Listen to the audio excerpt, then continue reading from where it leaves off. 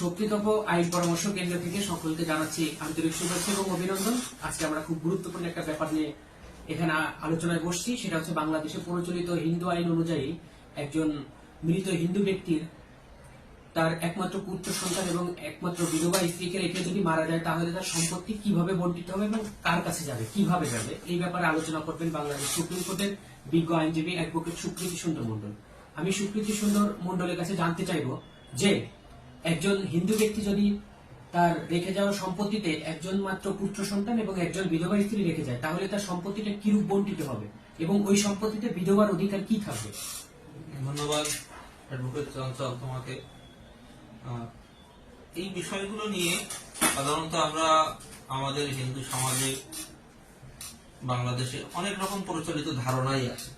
কিছু আইনসঙ্গত ধারণা আছে, আবার এক এক অঞ্চলে তারা নিজেদের মতো করে অনেক রকম ভাগ বাটোয়ারা করে থাকে। তো যে ক্ষেত্রে একজন ব্যক্তি পুত্র সন্তান এবং বিধবা স্ত্রী রেখে মারা যায়, সেই ক্ষেত্রে বিধবা স্ত্রীও এক পুত্রর সমান সম্পত্তি সে মালিকানা অর্জন করছে। এখন ব্যাপার হতে পারে যে আমরা যদি দেখা যায় যে একাধিক পুত্র আছে এবং একাধিক স্ত্রী আছে, তো সেই ক্ষেত্রে একাধিক স্ত্রী থাকলেও এই সমস্ত স্ত্রী এক পুত্রের সমান যা পেত ওই তাদের ভিতরে সেটা সমানভাবে ভাগ হয়ে যাবে। আবার আমরা একটা জিনিস প্রায় লক্ষ্য করে দেখি যে মৃত ব্যক্তি হয়তো 5 ছেলে আছে বা 3 ছেলে আছে, সেক্ষেত্রে সেই সম্পত্তিগুলো ওই মৃত ব্যক্তির সম্পত্তিগুলো ছেলেদের ভিতরে ভাগ হয়ে যায়।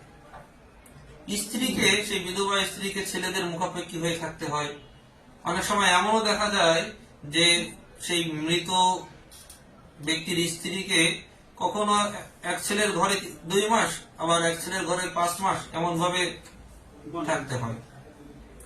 কিন্তু আইন 1937 সালে হিন্দু নারীর যে অধিকার সম্পর্কে আইন পাশ হয়েছে, সেখানে স্পষ্ট বলে দিচ্ছে যে বিধবা স্ত্রী সে এক পুত্রের সমান সম্পত্তির মালিকানা পাবে।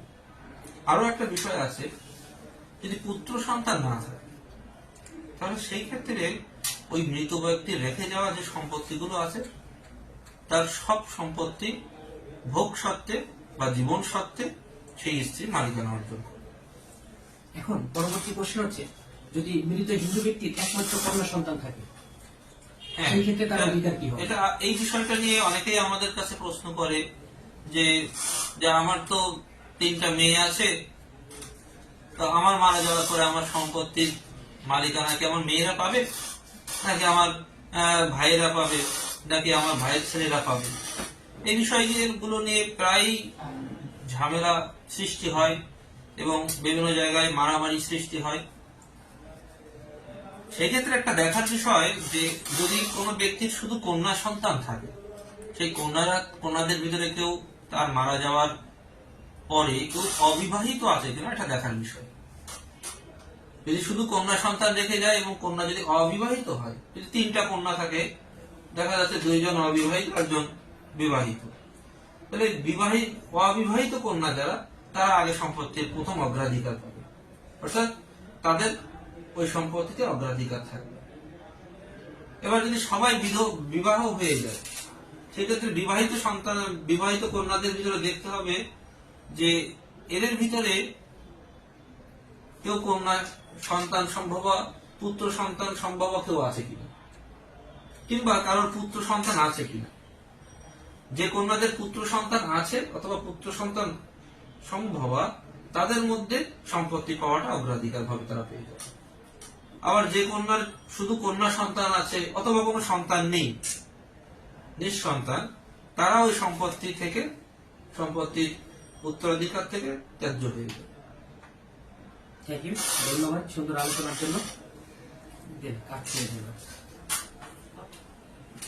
ধন্যবাদ সবাইকে আমাদের সাথে থাকার জন্য।